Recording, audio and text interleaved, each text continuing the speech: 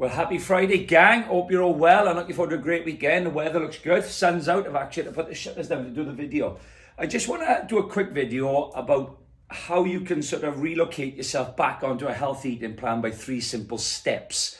It's a complex process really in general, but you can break it down to 3 simple steps to try and get yourself back. Society is not very well positioned to help you back there, so you have to try and get hold of it yourself. So I always say there's basically 3 simple mechanisms to relocate yourself back onto a healthy eating plan. One of them is, first of all, to start with your calories. You have to have an understanding of how many calories you're consuming. If you don't, you're going to be overspending, which means weight gain, which means fat increase, which means probably poor sleep, poor energy, and all the rest of it. So you have to have a period where you know how many calories you're consuming. You might not have to count them for the rest of your life, but you certainly have to go through a period where you understand. And we're very good at not knowing how many we're consuming Friday, Saturday, and Sunday, which is where it goes wrong. Because you wake up Monday morning, you get on your scales, and your scales tell you 5 pounds up, and you go in and you tell your trainer, you don't know where it came from. By the way, your trainer deep down is having a chuckle inside because he knows where it comes from. But you have to have a period of monitoring what's going in, okay? Once you conquer that period, so when you understand how many calories that you need today to either maintain your weight or lose weight if that's your goal, or put on weight if that's your goal, whatever that may be.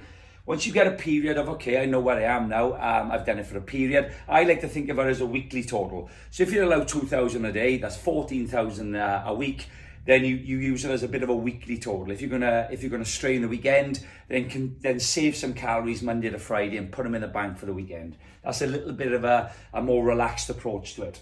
Once you get hold of your calories on phase number 1, then you can go on to the macronutrients. What are them calories consisting of? That's all that means really. The big macronutrients, your carbohydrates, your proteins and fats. What are them calories consisting of? For me personally, I like a split of 40% carbs, 30% protein and 30% fats of my daily calorie intake. That just works great for me. That tends to be the fitness philosophy these days. The health industry are messy, the medical world are messy with it. Sorry, not the health industry, the medical world are messy with it, so I wouldn't take guidance off this stuff off them because they're all over the shop. They haven't got a fucking clue is the reality. So the macronutrient focus of what them calories are consisting of. Then once you know you're consuming the right amount of calories, you know what the calories are consisting of, then you can ask yourself, are the calories focused on your goals? So are you a marathon runner? Do you want to increase your muscle? Are you having problems with IBS? Are you getting intolerant problems? Are you getting sleep problems, energy problems? That's when you might want to sit down with a professional and work out whether your issues, whether the quality of calories are helping you with your focus, which is usually no. Usually a little bit of that has to be tweaked. So it might be good food going in, but maybe a little bit of tweaking of what the macronutrient focus is. And that's the 3 simple steps really. If you can just, and there's no time scale on when you focus on them, get your calories under control, then monitor what the quality of them calories are, and then ask yourself, are them calories focused on your goals? And it doesn't matter how long you stay in them 3 steps. And then have a look at there are only 2 obstacles. Whether we want to believe it or not, there are only 2 obstacles on nutrition. Ultra processed foods, most of the garbage that they're peddling in supermarkets, 95% of it actually, and alcohol. And you won't want to buy into that, but there are your 2 obstacles. That is it. Okay. So ultra processed foods is all your fast food, all your crap. And we want things done so easy these days. We want things all mapped out for us. So we're all eating on the move and we're all consuming ultra processed foods and alcohol. And these 2 will be 95% of your diet and nutritional problems. You probably want to focus on the 5%, whether the honey is has come from this farm or that farm or whatever it is. That's all nonsense.